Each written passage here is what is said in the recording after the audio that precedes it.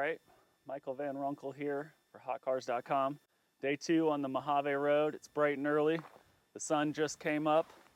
We're parked at the Fort Paiute area. There's some fort ruins, some settler ruins. We camped here in our Monteros. Dad has his huge tent. I ended up sleeping in the Montero. Last night as the wind picked up, you can probably hear it a little bit. We built a fire and cooked some of the best steaks I've ever had in my life. All in all, this was a great campsite. We explored down by the creek. We heard the water, but we didn't quite see it. Today we're gonna drive up and over this ridge by going around, back around Lookout Mountain, and south about a few miles, and then up a nice canyon that's pretty steep and rocky. And then later in the day, we'll hit the single most dangerous descent of the whole trip. We may be able to do the entire Mojave Road today and finish it off, but we're only 23 miles in. We'll probably camp one more night, and we just have to figure out where we're gonna do that. In the meantime, please like this video and subscribe to our channel. It helps us out a lot. Thanks.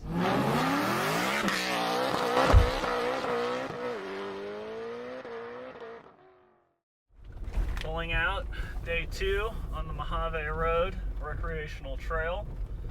Got the trucks in second gear in the automatic, 4 high, just going down this really rocky trail, leaving Fort Paiute behind.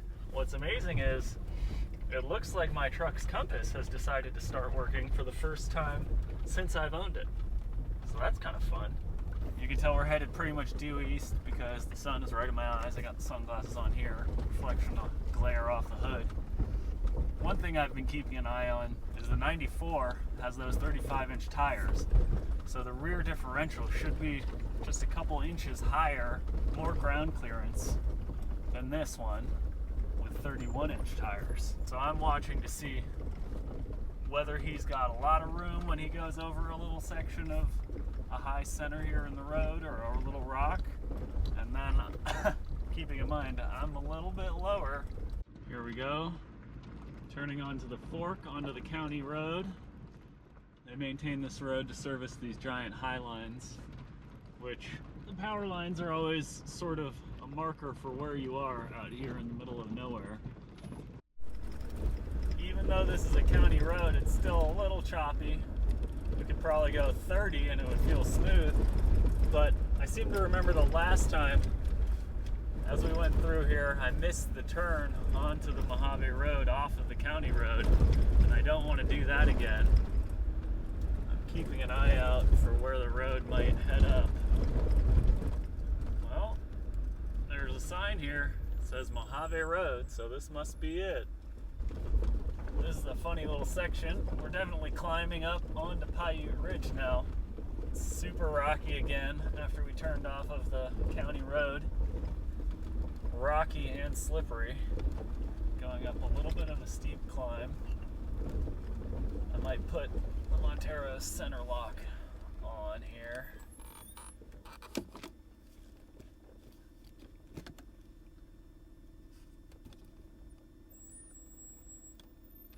Put it into low range on the automatic.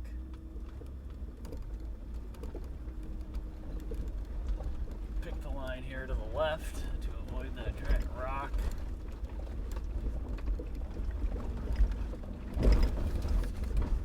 One thing that is definitely a plus is the steering on the Montero has much more feel, even though this thing has 227,000 and counting miles. And I think that some of the steering components are a little worn out. This would seem like it should be an excellent place to camp. It's like very protected from the elements. There's a little flat area here before the road gets nice and steep. But there's no camping allowed in here for some reason. It's too bad. There are actually signs up that say no camping. They've even put rocks across the entrance of that little camp area now. We're starting to climb a lot more. We're coming up to a section where the road is washed out a little bit. And in some of the other YouTube videos, the people were like, oh my God, how are we ever gonna make it past? But I think they were just using camera tricks to make it seem much worse than it is. This is a nice steep rocky section though, so I'm gonna try and set the camera up to see how these Monteros do from outside. This is a section that's popular to film because it looks very dramatic, but I think it's actually not really that bad. I'm excited to see how the Montero does. Picking somewhat of a harder line. We had a little bit of skidding out there. I don't even have the rear diff locked. The Gladiator going up this section, it was just like there was nothing happening. This feels like it's a little harder for the Monteros, but not by that much. Yeah, the rear end started slipping out a little bit there, but nothing terrible. Let's see how the 94 SR does.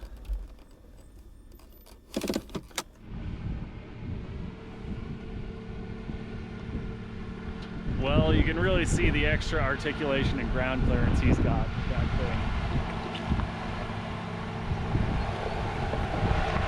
He had a much easier time than I did. Maybe it's time to do a little bit of upgrades on my Montero. Or just keep it how it is, because really, it didn't have any problem working with this kind of terrain. And this is probably almost as tough as it gets on the Mojave Road. Overall, pretty impressed. We'll just keep climbing here. This isn't so bad that you really have to be super careful choosing your line. But I could see someone getting themselves into a little bit of trouble if they had, you know, a Subaru Crosstrek. Here's a nice little rocky bit. Oh, might be time to lock the diff. Ooh.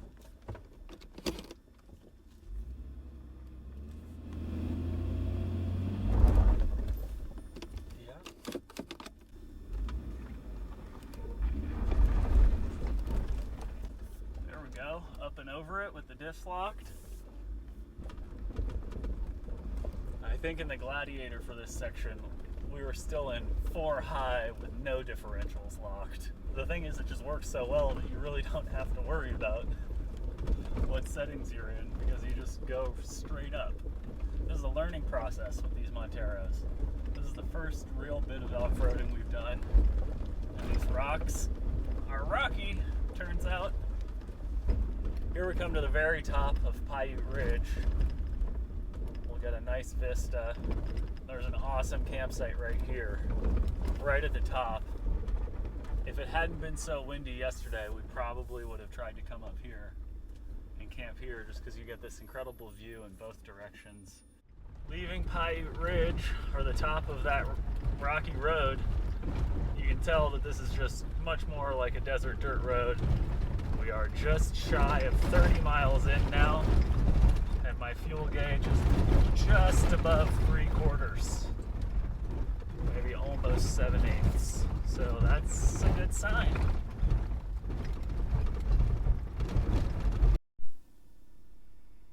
Well, now we're backing up because I think we missed a turn where there was supposed to be a removed cattle guard. How exactly you're supposed to know where the removed cattle guard is, I don't know. There is a little bit of a cairn right there, so maybe people do this fairly regularly, but I'm sure glad we have the book teaching us where to go. There's a big cairn, so now we're back on the right trail here. Now we've got multiple cairns here.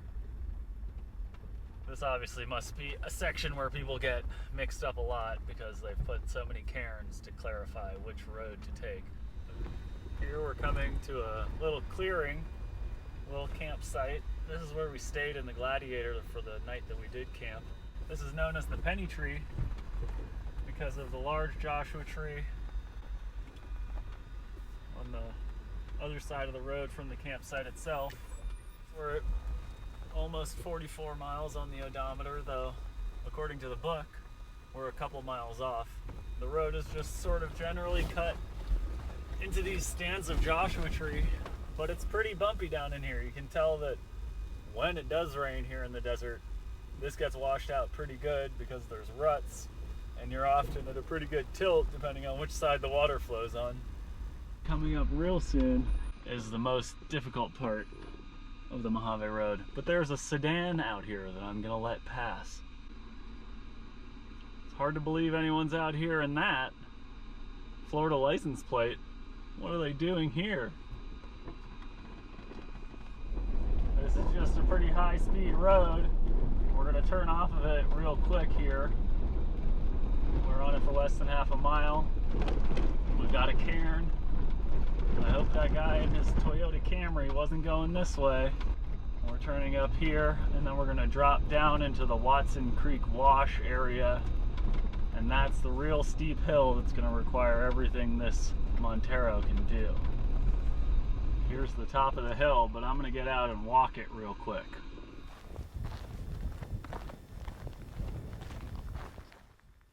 So this is pretty much the hardest part of the Mojave Trail, dropping down here into the Watson Creek Wash. It's really steep. It kind of looks like something of a ski slope with moguls. And you can see where people have gone up and come down and torn it up and scraped. This is going to be a real test of the Montero. It's going to have everything locked, just go as slow as possible and pick the best line as possible.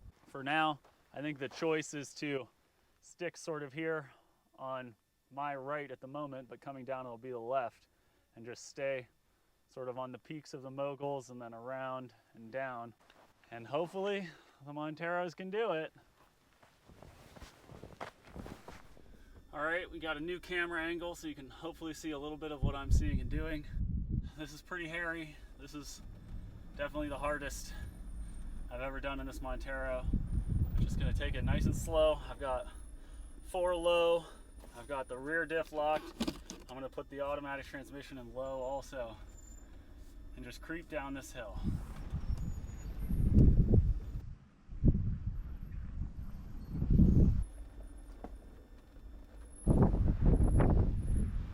It's creaking.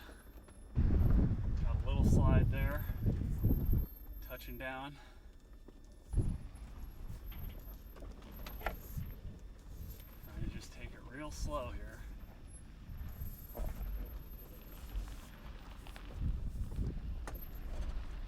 Sliding. I think one wheel is up in the air. Now it touched down. Oh boy. I'm having trouble getting grip. I'm just sliding around. Oh, this is a lot hairier than doing this in the Gladiator. I'm on 2 wheels a lot of the time. So close here. Grinded. Oh boy. But we made it. Whew. Heart rate very elevated, I would say. And yet the Montero did it. Kick ass. Let's go watch Dad do it. He's coming down. Yeah, you can see his articulation at the rear just because he doesn't have the sway bar. And he's got those bigger tires, more ground clearance. Ooh, that was a little bouncy. He's sliding too. I'm giving him some direction.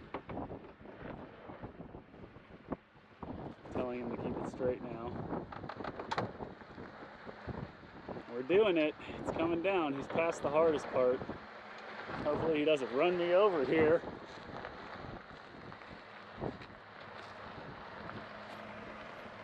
Wow. Well, that was definitely a lot gnarlier in the Monteros than it was in the Gladiator Rubicon. So we're just going to be happy that we made it down into this wash. Another beautiful area. A good place to stop up here is this little area called Rock Springs. Another spring that the travelers would cross the desert hoping to find.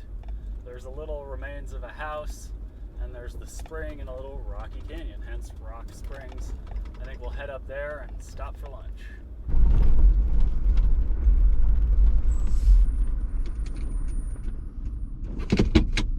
Leaving Rock Spring behind, we're at about 5,000 feet of elevation. The terrain has largely changed. It's going to be flat and steady for a while now, but there are all these tiny crisscrossing roads. You're looking for this windmill that's hidden by some trees on the horizon, and you just head west and sort of go in that direction for a while. But then you come up to the remains of this little area where there's a corral and a windmill and some signage that says wilderness boundary. And you get to this intersection and it's very confusing. Which way do I go? A lot of the tracks go left and a lot of them go right. I believe you go right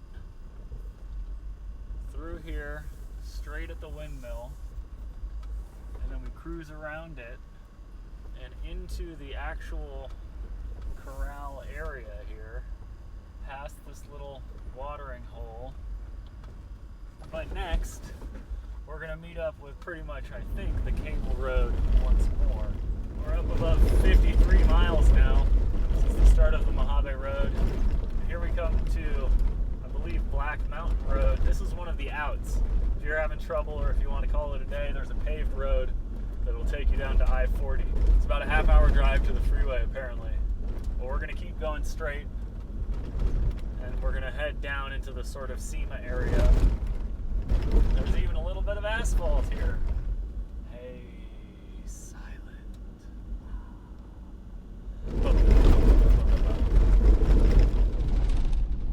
All of you with the Subaru Foresters out there, I don't know if you'd be able to make it down into the wash on that steep road, but you could definitely handle this fully paved portion of the Mojave Road. Here we're coming up on the railroad, cattle guard, and the actual public road. Look both ways. This is the Kelso SEMA Road. To our south is the Kelso Dunes, and to the north is the route to go check out the SEMA Dome. That's going to be real bumpy for quite some time.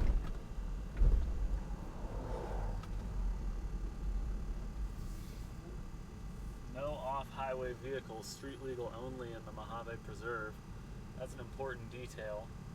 It's just going to be hoopty-doos like this for a few miles until we get to Marl Springs. Yep, headed towards another spring. Here we're coming out of the hoopty-doops up to Marl Springs. There's an upper spring and a lower spring. This was another stop along the Mojave Road back in the day because there was water in the heat of the desert. But there was also clearly some agriculture here because there's a corral and a little cattle loading ramp. Wow, I've never seen anything like that before in my life. It was just a spring coming out of the ground. And then you could see where they tried to dig down and figure out where it was coming from. Wow, absolutely amazing. Put my finger in it. It was nice, cool water. I didn't want to get too close though because there were a ton of bees all over it. Now we're going to climb up sort of to a ridge. But apparently this is the very highest elevation point on the recreational trail. And from here, theoretically, it's all downhill. Without a doubt, there's some pretty serious wind out there, which makes it a little interesting for us in terms of camping tonight. We definitely want to find somewhere that's nice and protected. I got a couple spots in mind that are sort of nestled into little lava flows. And here we are at the famous Mojave Road mailbox, the American flag flying to remind us that, yes, this used to be a U.S. mail route. If you're watching this, you know about the mailbox. Put your name in it, sign the ledger, and keep moving. Well, we're 3 miles or so past the Mojave Mailbox. My odometer is just rolling over to 74 miles from the Colorado River. One interesting little detail is all these buttes on the horizon. Apparently, these are mines. Privateers will still drive up there with their own tools, their own power tools. We're talking backhoes, not hammers and picks. But those buttes are also part of the volcanic formation that's probably going to lead us straight to where we want to camp tonight and try and get out of this wind. We're basically in a giant wash. Camping in a wash, probably not ideal, but it's either this or pretty much go all the way to Soda Lake.